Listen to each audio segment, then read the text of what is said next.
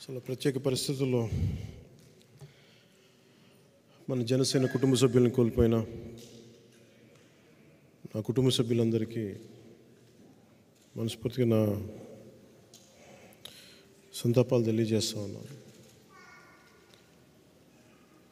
ఈ ప్రతిసారి చెక్స్ ఇచ్చినప్పుడు నా గుండె బరువెక్కిపోయి ఉంటుంది. ఒక భావోద్వేగానికి, ఒక బాధకి లోనవుతాను నేను. అంటే ప్రాణం ఎప్పుడు పోతుందో తెలియదు మనకి. మన ఎవరం కూడా కలకాలం జీవించే వాళ్ళం కాదు. కానీ సాధ్యమైనంత నిండు నూరేళ్ళు బతకాలని ఆశీర్వదిస్తాం, కోరుకుంటాం. చాలామంది పిన్న వయసులోనే మన జన సైనికుల కుటుంబ సభ్యులు కానీ, మన కోసం, పార్టీ కోసం సర్వస్వం వెచ్చించి ముందుకు తీసుకెళ్ళిన యువత, ఆడపడుచులు చాలామంది నలిగిపోయారు, ప్రాణాలు కోల్పోయారు, కొన్నిసార్లు గాయాలు గురవుతారు. గతంలో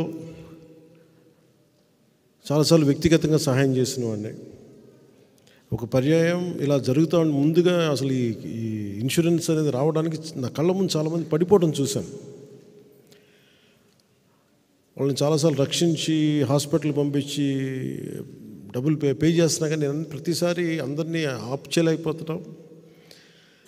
మన వాళ్ళందరికీ ఏం చేయాలంటే, మనోహర్ గారు ప్రత్యేకంగా ఇన్సూరెన్స్ పథకాన్ని తీసుకొద్దాం, కొంచెం అండగా ఉంటుంది.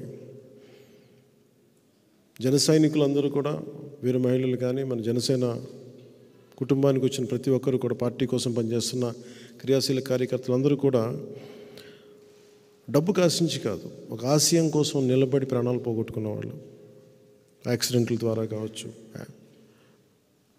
కొన్ని విపత్కర పరిస్థితుల వల్ల కావచ్చు.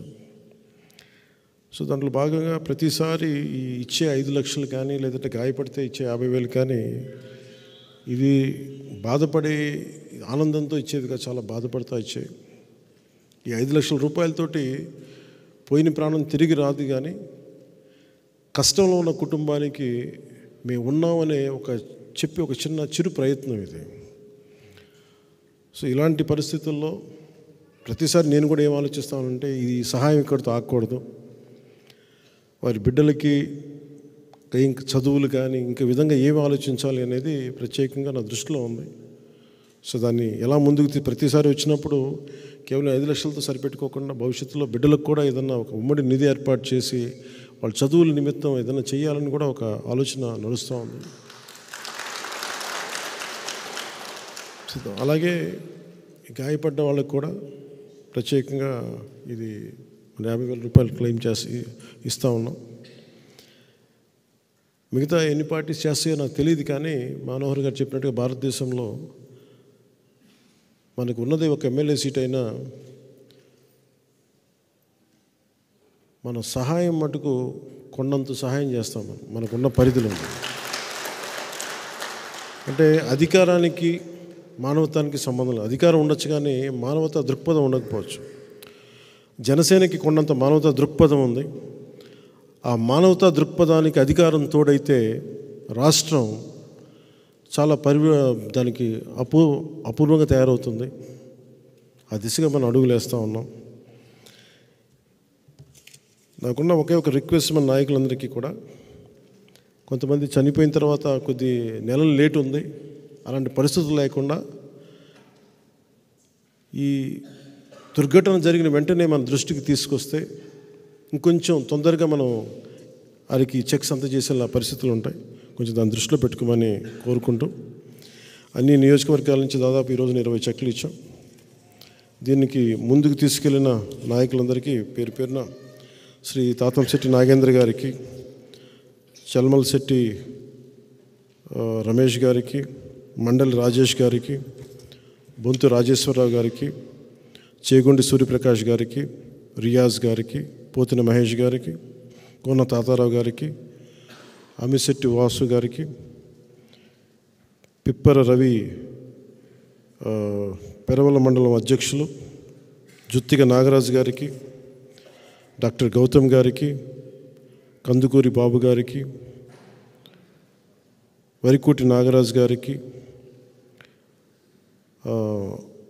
మలుగు రమేష్ గారికి, సాయిబాబు గారికి, పొంతు రాజేశ్వరరావు గారికి, బోలిశెట్టి వంశీ గారికి, రమాదేవి గారికి, బండ్రెడ్డి రామకృష్ణ గారికి, మన నియోజకవర్గాల ఎంపీటీసీలుగా సర్పంచ్లుగా గెలిచిన ప్రతి ఒక్కరికి, మీరు మన ప్రాణాలు కోల్పోయిన కుటుంబాలకి మీరు వెనంటి ఉన్నందుకు మనస్ఫూర్తిగా మీకు ధన్యవాదాలు తెలుపుకుంటూ సెలవు తీసుకుంటా ఉన్నాను. అలాగే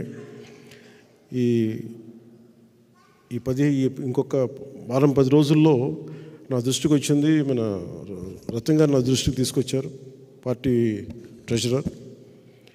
ఆయన నా దృష్టికి తీసుకొచ్చింది ఏంటంటే, ఈ స్కీమ్, ఈ ఇన్సూరెన్స్ టైం అయిపోతూ ఉంది, ఎలక్షన్లు వచ్చేస్తున్నాయి, ఏం చేయాలంటే నేను ఒకటే చెప్పాను, ఈ వచ్చే కొద్ది నెలల వ్యవధి, ఈ 3 నెలలు 4 నెలలకి వచ్చే మన జన సైనికులకి వేయకండి, నేను ప్రత్యేకంగా నేను తీసుకుంటాను. ఆ డబ్బులు నేను సినిమా చేసిన సంపాదన నుంచి నేను తిరిగి మన జన సైనికులకి ఇస్తానని చెప్పి 3.5 కోట్ల రూపాయలు ఎవరికి భారం కాకుండా ఈ 3.5 కోట్ల రూపాయలు జన సైనికుల తరపున, వీర మహిళల తరపున వారి భద్రత కోసం నేను కడతానని చెప్పాను. ఆ విషయం కూడా మీకు తెలియజేసుకుంటున్నాను. ఇక్కడ సంపాదన అనేది మనం కూర్చోబెట్టి ఇంట్లో పెట్టుకుంటే ప్రయోజనం లేదు, ప్రజలకి పంచాలి. నా వ్యక్తిగత సంపాదనే పంచడానికి సిద్ధంగా ఉన్నవాడిని. ఉమ్మడి ప్రజా సంపాదనని అందరికీ పంచేలాగా భవిష్యత్తులో జనసేన తెలుగుదేశం ప్రభుత్వం ముందుకు తీసుకెళ్తుందని తెలియజేసుకుంటూ, మీ అందరికీ నాయకులందరూ కూడా ఈ సందర్భాన్ని ఒకటి తెలియజేసుకుంటా ఉన్నాం. వైఎస్ జగన్ గారు మాట్లాడుతూ, జనసేన వస్తే, టీడీపీ ప్రభుత్వం వస్తే వాళ్ళు వెల్ఫేర్ స్కీమ్స్కి విరుద్ధం అని మాట్లాడుతూ ఉంటారు. నాయకులందరూ కూడా చెప్తాను, వ్యక్తిగతంగానే ఇంత డబ్బులు ఇవ్వగలిగే వాళ్ళం, ప్రజలు పన్నులు కట్టి వచ్చిన డబ్బుని ఇంకెంత ఉదారంగా పంచగలమో అది తెలియచేయండి. మనకి జేబులోంచి రూపాయి తీయని వ్యక్తి జగన్మోహన్ రెడ్డి, మన జేబులోంచి కోట్ల రూపాయలు తీస్తాం, ఆ విషయం తెలియజేయండి. సో నేను తెలియజేసుకుంటుంది కూడా, ఏదైతే పథకాలు ఉన్నాయో ఆ పథకాలను కొనసాగింపే ఉంటుంది తప్ప వాటిని ఆపమని మీరు పదే ప్రతి ఒక్కరికి తెలియచేయండి. మన జనసేన తెలుగుదేశం ప్రభుత్వాన్ని స్థాపించి మనం ముందుకు తీసుకెళ్ళిన రోజున ఏ ఒక్క పథకం కూడా ఆగకుండా 10 రూపాయలు అదనంగా ఇచ్చే పరిస్థితిలో ఉంటాం తప్ప తీసే పరిస్థితిలో ఉన్నాం. అలాగే ముఖ్యంగా డ్వాక్రా మహిళల రుణాలు నా దృష్టిలో ఉన్నాయి. తెలుగుదేశం పార్టీ నాయకులతో కూడా మాట్లాడి, వాళ్ళ అధినాయకత్వంతో మాట్లాడి, డ్వాక్రా మహిళల రుణాలు కూడా ఎలా దాన్ని మాఫీ చేయగలగాలి. పెద్ద మోసం చేసే కంపెనీలకే బ్యాంకులు ఉదారంగా వదిలేస్తుంటే అలాంటి డ్వాక్రా మహిళల పరిస్థితిని కూడా ఎలా ఆలోచించాలి దాని మీద అధ్యయనం చేస్తూ, డ్వాక్రా మహిళలకు కూడా వారికి మీకు మనస్ఫూర్తిగా అండగా ఉంటామని తెలియజేసుకుంటున్నాం. జై హింద్. చూసారు కదండి, మరి ఈ వీడియో కనుక మీకు నచ్చినట్లయితే ఒక లైక్ కొట్టేసి మీ అభిప్రాయాన్ని కూడా కామెంట్ బాక్స్లో తెలియజేస్తూ, ఇలాంటి ఇంట్రెస్టింగ్ అప్డేట్స్ కోసం మా ఛానల్ని సబ్స్క్రైబ్ చేసుకోండి.